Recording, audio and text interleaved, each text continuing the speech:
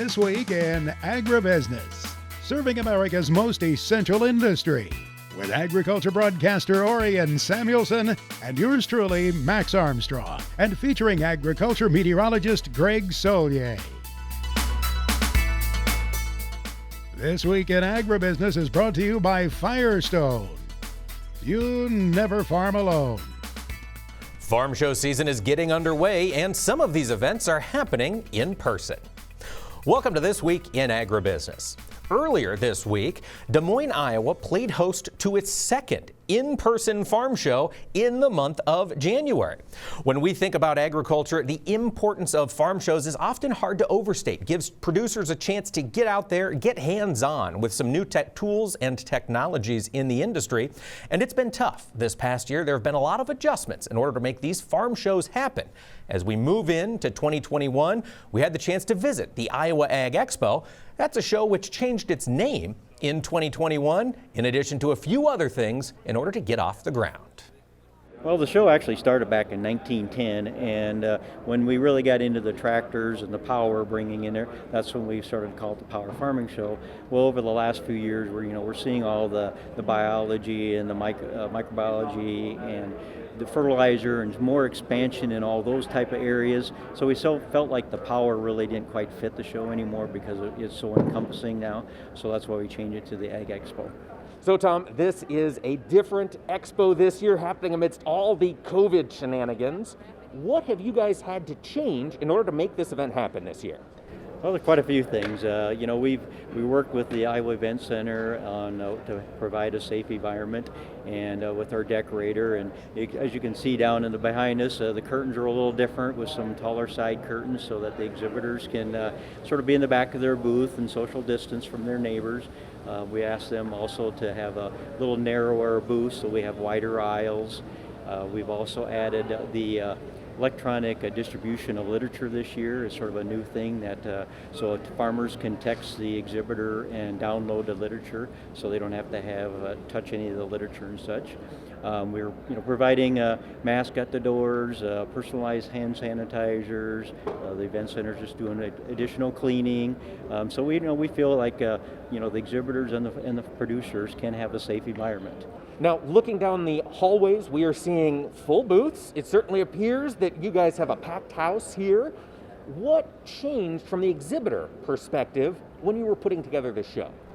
Well, we've had some corporations that couldn't participate because of travel restrictions, but at the same time, we had a lot of companies that had their first time opportunity to come to this event because we've always been sold out, and so that was sort of an opportunity for them to get their foot in the door. And and I think over time, people are just known that we can provide a safe environment, that it can actually work. So some of the companies worked a little, maybe had some of their field reps that normally are traveling, said, hey, they can come. Since we're the trade association for the farm equipment dealers, a lot of our members stepped up and helping out with the major manufacturers, so Deere, Case, Know-How, and Echo's here, and some of the other short lines that maybe couldn't come, but their reps helped put the things together. Now, Tom, we're kind of in uncharted territory. Of course, every year you judge an event based on how well it performs. As you're looking out at this uncertainty, how will you guys determine if this year's event was a success? It's always the feedback from the exhibitors. Agriculture, when we look at the number of producers and things, attendance is not always the thing. It's just the quality of the attendees that are coming. And usually it's after the first day you get the feedback. It's like, hey, we had all these good producers here talking to us today. We took orders, we got leads, different things like that. And that's usually what we gauge thing more often than we do any attendance. Thanks, Tom, for taking time out of his schedule to talk to us. And he made a really good point there. The quality of these farm shows is best measured by the quality of the attendees. And I had a number of great conversations with attendees at the Iowa Ag Expo, and one topic that came up quite a bit was the cattle markets. We figured it was time to dig in deep, so we've asked Dennis Smith from Archer Financial Services to talk to us about what's happening in the world of livestock. Dennis, January, we had a cattle on feed report and an inventory report. Let's talk cattle on feed. Were there any major surprises when that report came out towards the end of the month of January? Yeah, Mike, no major surprises. The placements were up 1%, but the fourth quarter placements were down like 290,000 heads. So you're looking at a downturn or a peak in placements that's going to be translated into tighter supplies, into the end of the first quarter, into the second quarter of this year. So no major surprises. Be focused on the idea that placements have peaked. The cattle inventory report had a downward revision from a year ago on the calf crop by 270,000 maybe.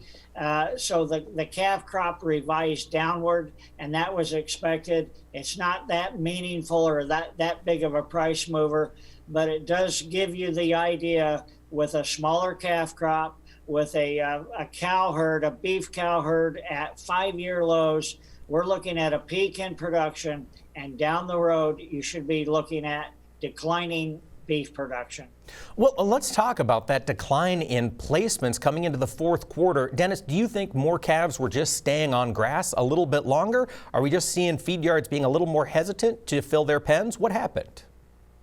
Well, I think it's partly the fact that we had an overcount of the feeder cattle inventory, so fewer animals to place, and they showed up as lower placements. I think you're seeing, some cattle being held back, just a lot of uncertainty in the industry, and certainly a lot of losses in the industry. Closeouts have been horrible during most of 2020. And so that's prevented a lot of cattle from moving into the feed yard. Well, that's the thing. I mean, closeouts did look terrible in 2020, and of course, a lot of that was driven by capacity at packing plants as COVID spread. Now, as we move into 2021, Dennis, closeouts are still looking bad, but now it's cost of gain that's really starting to hurt the numbers. How are cattle feeders adjusting to this massive rally in the grain markets? Well, we'll see how it works its way through. We still have heavyweight cattle.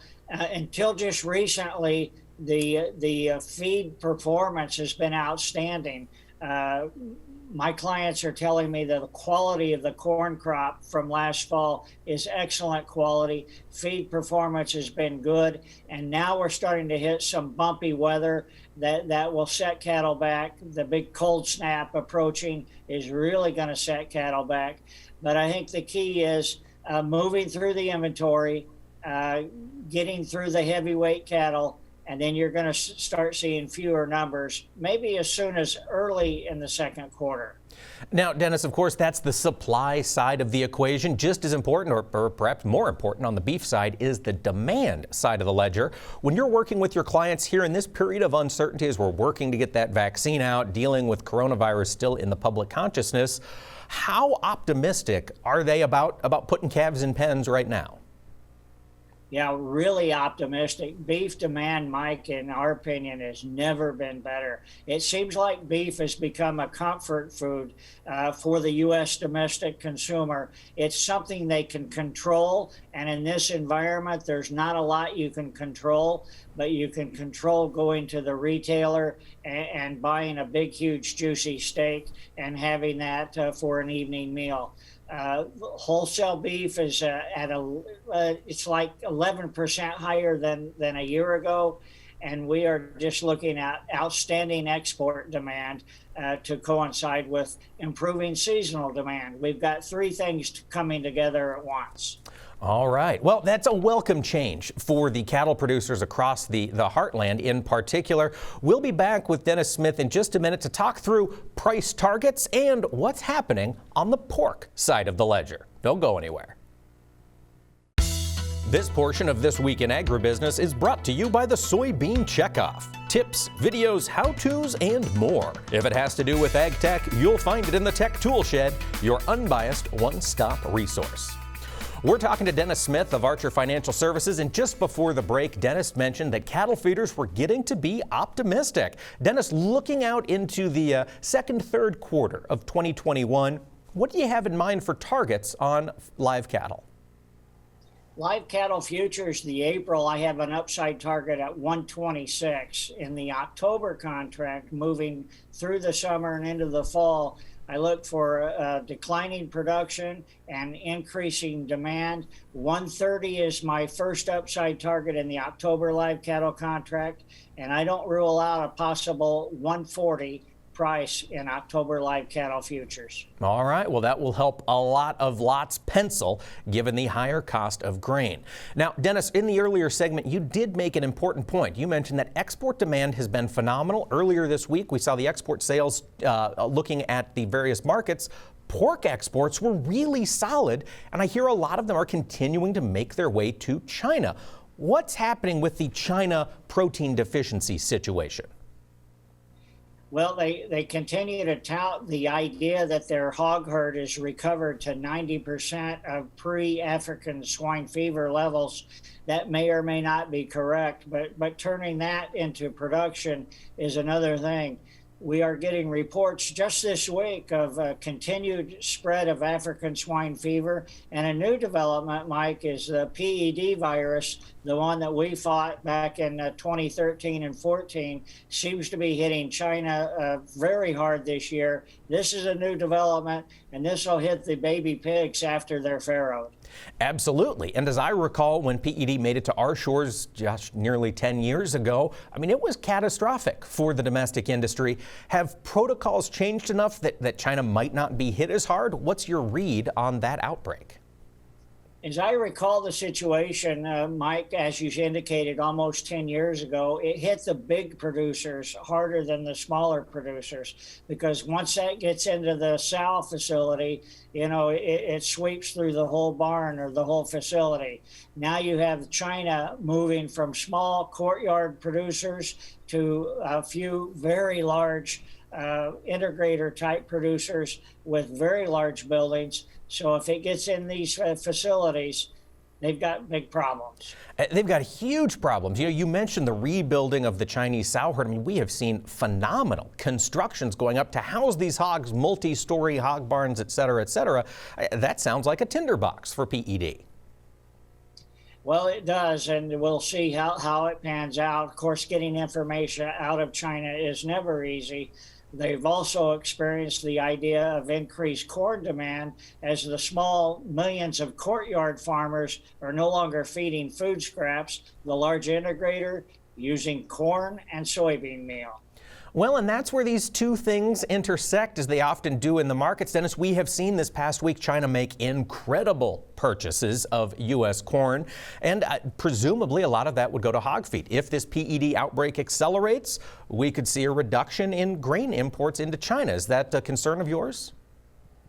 Well, possibly. We'll see. It'll be reflected through the hog futures market. So it's sort of a give and take situation. But they've definitely got, according to China, they have the sows on hand. So the breeding stock is there, and their feed needs are probably not going to go away. Well, that makes sense. Dennis, let's talk a little bit about the futures market. When we're sitting here in February 2021, what are your targets as you're looking out ahead in the lean hog markets? My summer targets, Mike, are focused on the June, and I've got a 102 upside target in the June, and that compares with about 88 to 89 where we're trading right now. Possible target would be as high as 105, and that should provide some real attractive hedging opportunities for most hog producers.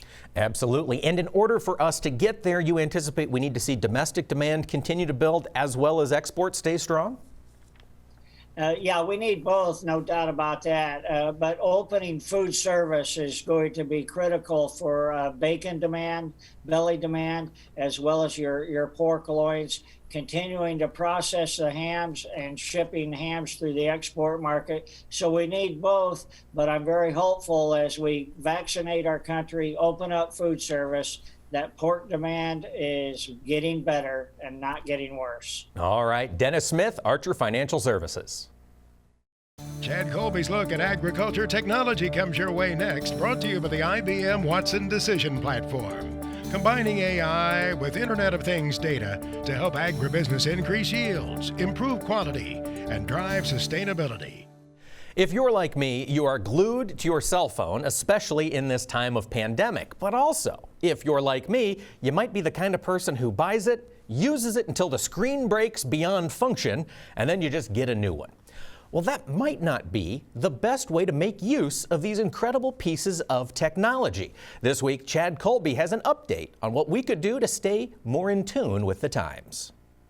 Are you considering upgrading your new phone, or maybe just updating the software? Hi everyone, I'm Chad Colby, and I can't tell you how many people over the last couple months have handed me their smart device and say, hey Chad, can you update this? Is all my software current? So this week, I wanted to show you a couple things. Number one, I wanted to show you how to set the automation up to do automated backups so all your data is protected on your tablet or your smartphone. And the second thing is I want to show you how you can check in your device to make sure it has the most latest software, which is very important as we all become more dependent on some of those great apps that we use every day. So let me show you how to do these two important steps. The first being backup. So I'm going to use the iPad for example, just because it's a little easier than a phone. I'm going to go to Settings. I'm going to click on my name. You can see it right here, Chad Colby. I'm going to go click on iCloud, and then I'm going to scroll down and hit iCloud Backup. Now what I want you to notice here is I have that turned on. You can also hit the button Backup Now. Both of those features will only work if you're connected to Wi-Fi. Once you know that is done, you know everything on your device is protected, it's backed up. You go down to General and look for Software Update. Click on that and you can see my software on this device is up to date. I also have the automated updates turned on. It's a really simple process and I encourage you to keep your device current. If you have more questions, check out apple.com, and up in the right-hand corner, there's a button for support. And then underneath where it says, Welcome to Apple Support, you can type in backup there and get a lot more details on how to do it step by step. For This Week in Agribusiness, I'm Chad Colby. Thank you, Chad. Next time you're in the studio, we're going to have to sit down and you can teach me to update my phone. And for those of you who want to update your technology on the farm, Farm Progress Show is a great place to do it. We'll talk to the general manager about what's in store for 2021. Welcome back to This Week in Agribusiness. Earlier this week, I had the chance to go to the Iowa Ag Expo, and I got to catch up with a lot of great friends that I really haven't seen in at least a year or more, and it got me thinking about farm show season. And some of us really love farm shows. Max Armstrong is one of those folks who loves farm shows. Max, the season has started. In-person shows are getting underway. It's exciting. I find it remarkable you found one. I mean, there have been so many that have been canceled this year. Of course, there was Memphis, the Gin Show, that's been canceled. The Western Farm Show at Kansas City got canceled. And the big one, the Big Daddy, the Louisville Farm Show, canceled for this year. How were they able to hold one in Des Moines?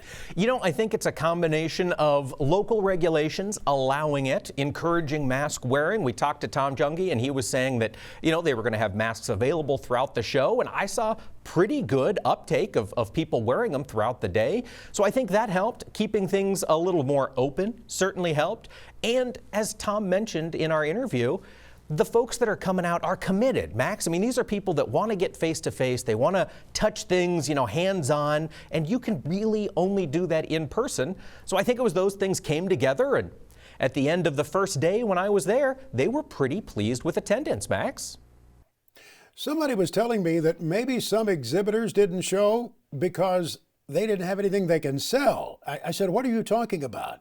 And he said there are some equipment companies that sold so much at the end of 2020, sold it in December, that they don't have an inventory now. I said, you're talking about the mainline companies? He said, mainline short companies? He said they are all struggling to meet the demand, which really surprised me. But that takes us to the Purdue CME Group monthly survey of farmer attitudes. They survey about 400 producers every month. Now, I think it must be heavily weighted toward grain producers because it tends to whipsaw with the grain market. It really does. It fluctuates very closely with what's happening with the corn and soybean markets.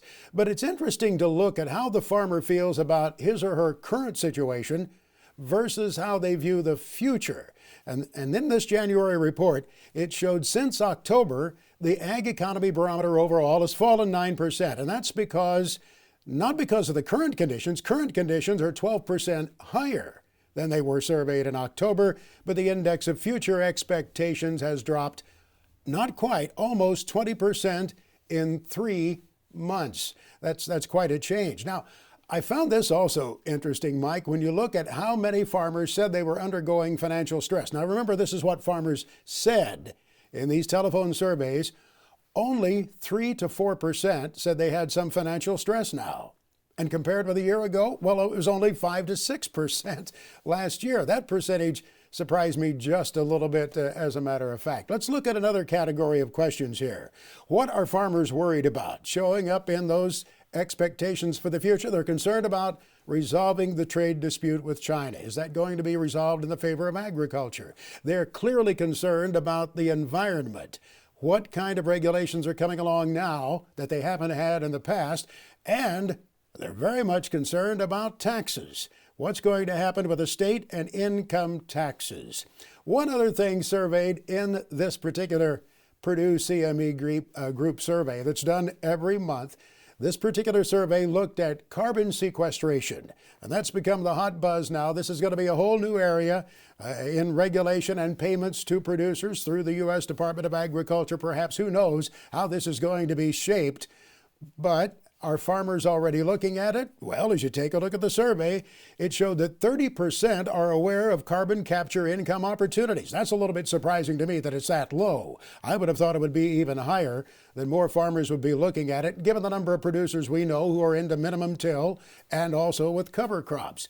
And then 22% were in active discussions about getting a carbon payment.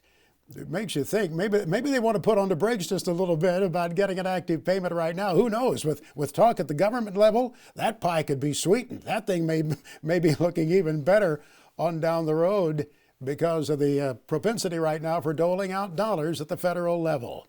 One more thing. Are they going to get the vaccine? That was a question that was asked in this Purdue CME group survey. And it's interesting to compare with October. Back in October, 24% of the farmers said they plan to get vaccinated, whereas in the survey in January, 58% said they would as soon as possible. You know, Max, it's interesting. We're seeing folks get more comfortable with the science, the technology behind the vaccine, and I think folks are just ready to get out and get back in front of people. And I know you spend a lot of time in front of people. Where do you fall on this vaccine thing, Max?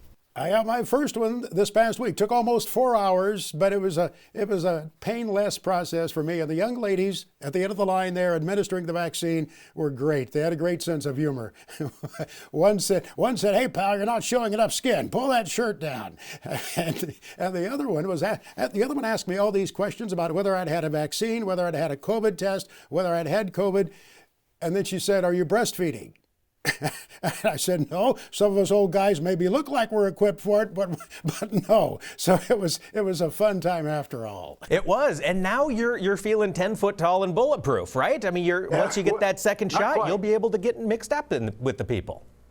Not quite. I don't feel bulletproof, but I do look forward to being out at meetings here later on in the year, such as the Farm Progress Show and other events. Absolutely. Those are all coming up. The in-person part of agriculture is gearing back up. We're getting excited again. Max, I know I'm excited to get back out there. You're excited. The future is starting to look a little brighter, isn't it? You bet. You bet. Thanks for the visit, sir. As always, we love chatting with Max Armstrong. Folks, stay with us. We will have more on This Week in Agribusiness when we come back. This Week in Agribusiness, serving America's most essential industry, is brought to you by Firestone. You never farm alone. Thanks for joining us on This Week in Agribusiness. Last week, while I was wandering around the Iowa Ag Expo, connecting with new friends and old friends, I bumped into Matt Youngman. Now, Matt is the manager of the Farm Progress Show, and I saw him out walking around, and I figured, let's see what's going on as we look ahead to 2021 and the farm shows later on this season. Other than recording the Farm Progress virtual experience, this is the first time at a farm show since Commodity Classic in March. So, just thrilled to get back out and put on your school clothes and come out and talk to the exhibitors and be at a farm show. Well, you mentioned the Farm Progress virtual experience. That was a big change this last year. Talk to us a little bit about how it went and how it's going so far this winter. Yeah, so nothing went normal in 2020. So the virtual experience was our response to having to cancel Farm Progress Show and Husker Harvest Days, and it's turned out really well. It wasn't a 3-day event like what people are used to. It's an ongoing thing, and it's going to go on into the spring and summer. And we're still getting calls every day from folks that are getting logged in and finding good information there. And we're feeding it with new information, and all those field demos are there as well. The folks at 22 Creative and Max and you and everybody were there to record all that, and it turned out really great. Now, heading into this next year, you guys at Farm Progress are planning on in-person shows for Farm Progress and Husker Harvest, correct? That's exactly right. It's an odd-numbered year, so we're in Decatur, Illinois. This year, Decatur is, as always, the Tuesday, Wednesday, Thursday before Labor Day, so August 30th, 31st, and September 1st. And then 2 weeks later, we'll be in Grand Island, Nebraska for Husker Harvest Days, September 14th, 15th, and 16th. And, we just want everybody to get those on their calendar because we are planning on live in-person events for both Farm Progress Show and Husker Harvest Days. Do you think portions of the virtual experience will survive into the future? Yeah, I think everything in 2020 was a new experience for everybody, and even though it was difficult from a lot of standpoints, you learned a lot, and there are certainly components of it that I think will go forward. I think that it'll you'll have more ongoing virtual things tied to that important 3-day live event, whether that's Husker Harvest Days or Farm Progress Show. Now, Matt, you are connected to the world of ag retailers, input suppliers so closely in your position. Over this past year, of course, they've been trapped at home just like the rest of us. Are they just fired up to get back out and get in front of people? Yeah, a lot of great conversations with people calling and saying, are you for real doing it in person? And they're just really excited. And, they're excited because it's it's important in their marketing program. It's important for their sales, but it's also important for, the industry. It's a gathering of all of the big players in the industry to get together and make moves. And I'm excited about all the things I'm hearing already that folks want to unveil or special things they want to do at the shows. And so, something really to look forward to. Well, folks, get Farm Progress Show and Husker Harvest Days on your calendar. August will be here before you know it. Farm Progress Show August 30th, 31st, and September 1st. Now, agriculture meteorologist Greg Solier brings us his farm weather forecast for the nation for the week ahead. It's presented by Pivot BioProven, the nitrogen-producing microbes that stay put, whether or not. Well, it's time to dig into the forecast. Greg, taking a look at the week ahead, what do you anticipate there in the Pacific Northwest? Well, a quieter spell of weather, need more moisture. We've certainly seen our share of storms across the west, parts of California, and only modest improvement, by the way, to the drought pattern and snow totals across the Cascades, and especially the Sierra, only still running at about half as what it should be at this point in the midwinter season. And here it is, the northwest to southeast jet stream pattern digging along the divide. Note the cold wave weather pattern in this part of the country, kind of banked up along the divide and points down to the east, and a recurring setup here in the weeks to come. So that means moisture is scant. Fast moving disturbances continue their movement northwest to southeast. We may see a little something back into parts of northern California and into sections of the northwest later on in the week. Upslope snows across sections of Big Sky Country. How about that temperature drop one day in the 60s? The next day didn't get out of single digits and teens. That'll drive livestock managers, bin and barn operators pretty wonky, I'm sure. Into California, noticeable chill, and there's a weak weather system making its move. It is moisture starved. It's kind of undercutting the ridge here in the southwestern part of the country, but it is cold, colder, and getting much colder all the way down in West Texas, and wouldn't be surprised again as the week wears on for another organized snow system all the way down to the west end of Texas cotton. The colder air may serve up a little frost and freeze into parts of California where skies clear, winds drop back. Otherwise, pretty quiet picture. Little, if any, organized moisture this week into California as well, Mike. Now, Greg, several weeks ago, you mentioned as we get into February, the weather pattern across the central U.S. is going to get more active. It certainly seems like it's heading that direction. What do you see upcoming? Yeah, no major storms per se, although folks in Iowa and the plains over late portions of last week can certainly counter that. But in any event, just a myriad of disturbances. We've got an upper air low here. Here's the center of surface high pressure in the center of the cold air, and boy, it will drop like a rock. We've seen some of these at times this wintertime season, but not the southward penetration. Here's one weather system making its way, rotating into the southern plains, into sections of the southern Corn Belt. Two more on the move. Each one about every 36 hours will bring some incremental snowfall, and with time, where skies clear, winds drop back, colder and colder, it will get settling on southward in a midwinter extended cold wave weather pattern. Here's a leading edge of the cold air onto the southern plains, and again, wet weather across the Delta region. Shower and thunderstorm activity, snow all the way down to the Rio Grande again, a mixture into parts of Mexico, and heads up through the Red River Valley of the South, eastward across the northern Delta and Tennessee Valley. Not only the cold wave there, Mike, but potential for an ice storm later on into the week. Well, taking a look farther east, do these active systems just smash their way all the way to the east coast, Greg? Yeah, again, just imagine a big upper air low, disturbances kind of tracking along the periphery of the cold, so we don't get these major lows. The cold air is laid on out. The frost and freeze finally penetrating into the southern Corn Belt on southward, but again, every couple of 2 or 3 days, you get maybe a 1 to 3, 2 to 4 inch snow. Got a couple of those making their way through the Ohio Valley. Another 2 on the move here later on into the week, and the cold air into the northeast New England. So the look and feel for a change of wintertime across the board. And here is that cold air on the move, along with showers and thunderstorms into the Delta region, southeastern states, recovering from the high wind and some of the damage across some of those crops and through the Florida Panhandle from the wind a couple of weeks ago. It's warm for now, but moisture is picking on up with showers and thunderstorms. And look at the southward extension of the Arctic air, frost and freeze potential where skies clear, winds drop back, and perhaps an ice storm from northern Texas into parts of the Carolinas later in the week. Now, Greg Soye is back with his extended farm weather forecast for the country. Presented by Pivot Bio Proven. Visit pivotbio.com to find a representative near you. Well, Greg, you mentioned a lot of little chances for precipitation. When you take a step back, who's going to receive the bulk of it? Where's it going to fall? If you look over a cumulative time frame, you know, everyone's going to get some snowfall here. And areas that we have seen perhaps snow and ice already, and where we don't need any more of it, they don't want any more of it, they're going to get more of it. Unfortunately, that includes really the highlight seen this week from a moisture standpoint down here through Texas, the Delta region, southeastern states. Snow last week in the Carolinas, maybe ice this week as well. So heads up for that. The bulk of the liquid equivalency 1 to 2 inches down here, and we may eke out again a 1/4 to 1/2 inch, but remember, this is icy crystalline type snow fluffed up, so more of an accumulation story. But here is the story across the Great Plains into the Corn Belt locales. Some moisture Pacific Northwest, quiet across much of the west, and maybe mountain areas pick up some healthy snowfall totals at times, but otherwise it's an active pattern for the Midwest, the southern states, and points to the east. All right, and that week, of course, ends with Valentine's Day. Gentlemen, take note. What do you see coming after that? Nothing too sweet, or maybe it's good snuggling weather. However you want to slice it and dice it around here.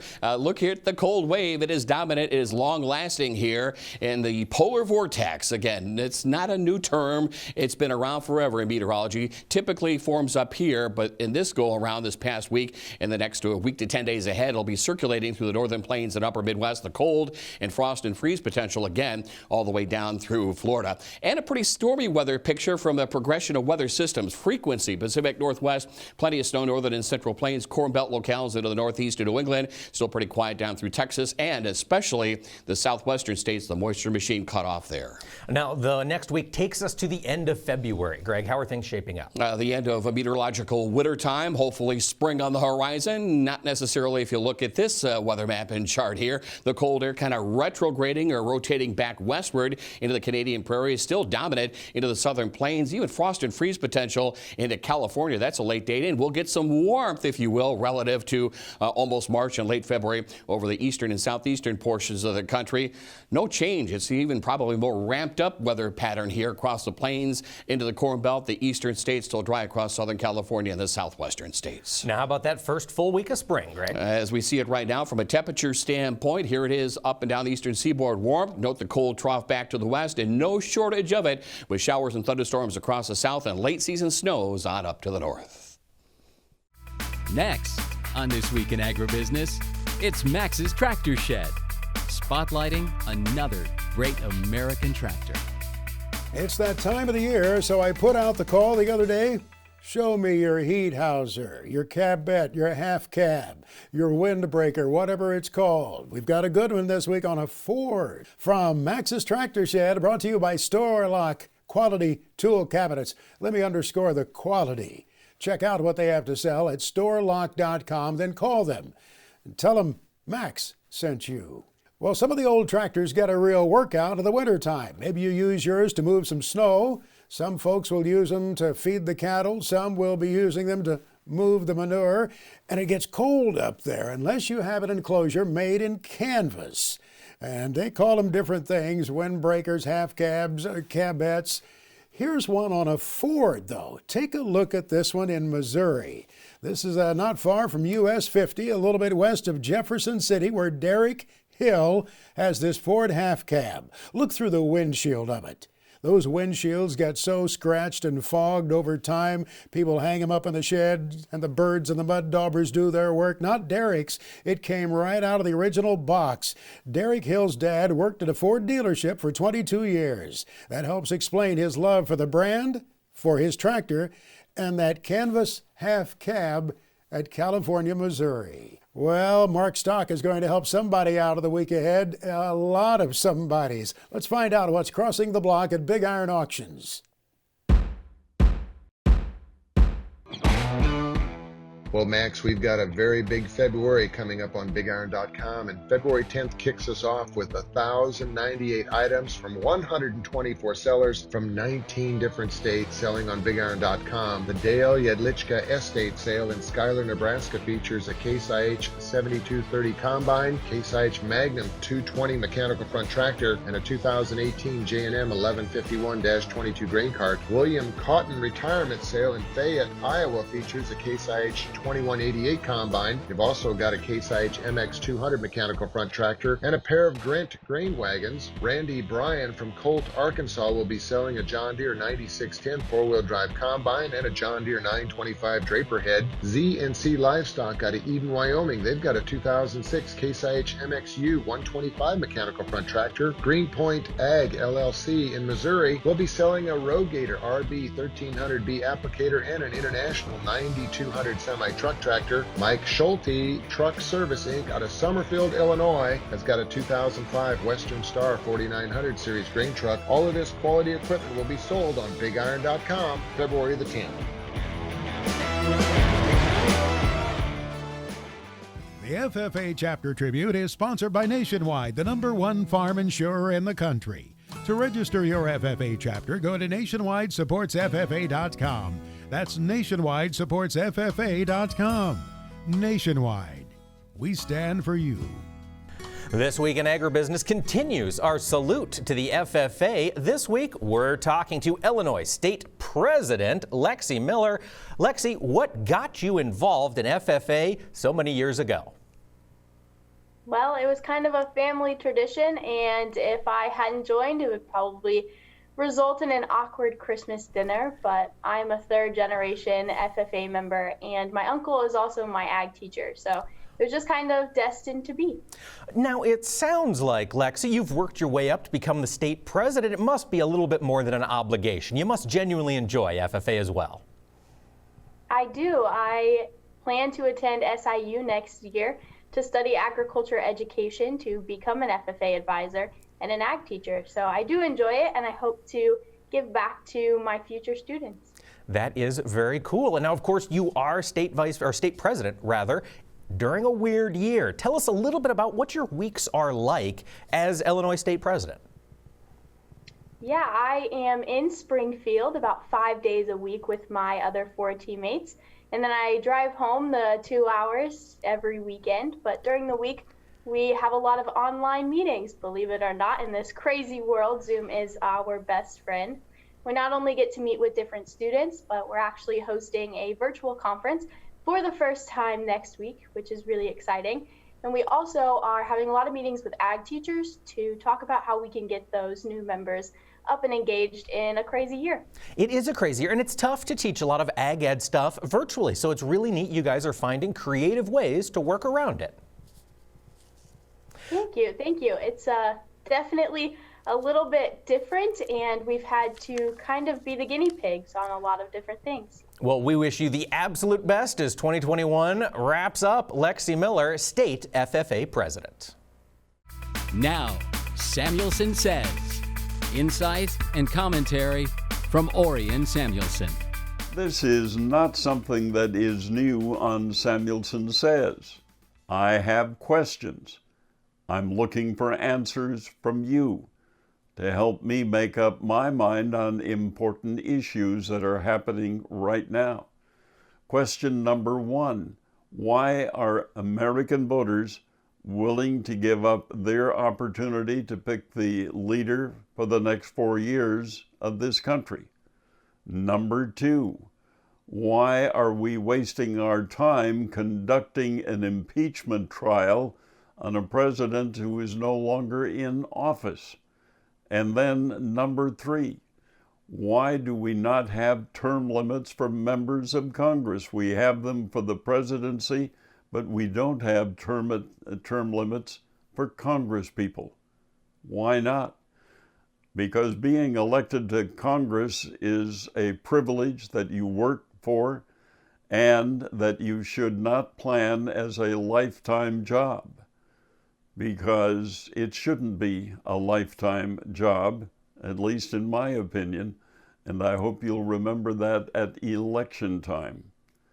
But remember again the time that we waste on procedures that will not have a major impact on how we live or what we do, and then provide those answers at the polls the next time you have the opportunity to vote for a member of Congress. These are important jobs that you have and that I have, and that we don't do very well in this country.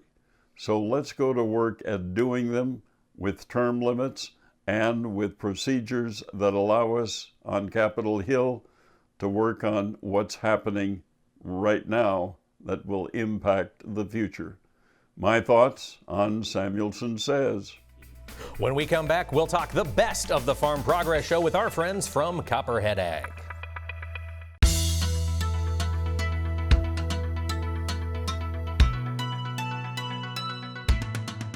With all the farm show talk happening on this week's program, just a reminder, the virtual experience for Farm Progress Show is still happening. While we were there shooting all of those videos that you can find at farmprogressshow.com, Max had a chance to sit down and get in depth with some of our friends in the ag supply industry.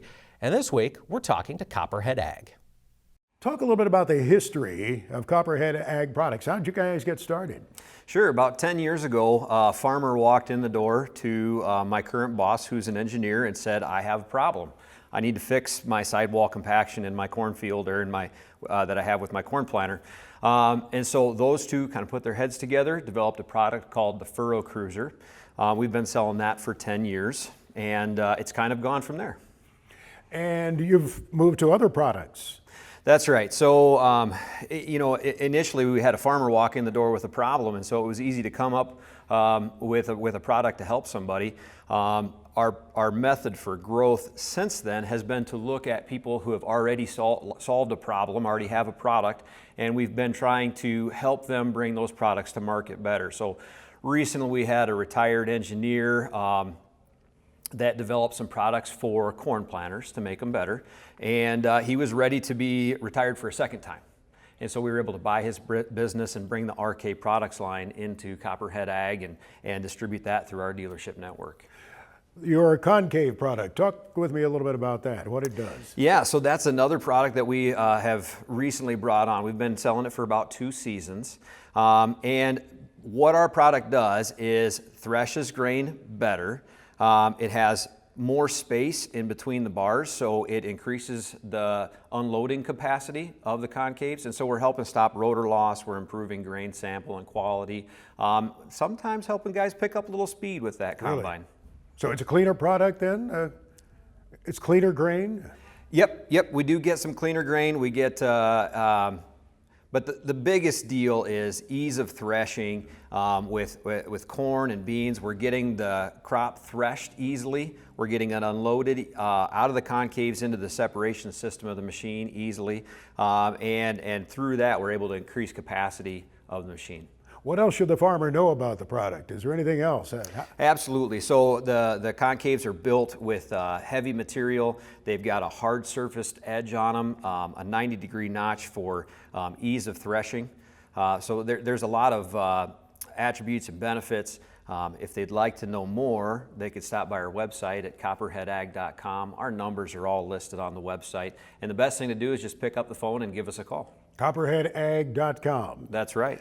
Regardless of the color of the combine, the product can work? We make concaves for green and red combines, so John Deere and Case machines. So you've got a couple of seasons of experience with the product out there with growers now, is that correct? That's correct. What kind of feedback have you had? We've had feedback. The biggest thing that guys like is the ease of setting the machine in corn and beans, being able to have the cleanest sample. Guys that are doing seed beans are able to take the grain to the cleaners, and the cleaners are loving the quality of grain as they drop it off. To learn more about all of the products that Copperhead Ag delivers, you can visit their website at copperheadag.com. Thanks so much for taking the time to join us here. We'll be back next week on This Week in Agribusiness, talking about what's happening in the world of agriculture, both in the field and in the markets. Have a safe week, everybody. Closed captioning for This Week in Agribusiness is brought to you by Kubota. Shape your world. This Week in Agribusiness is brought to you by Firestone. You never farm alone.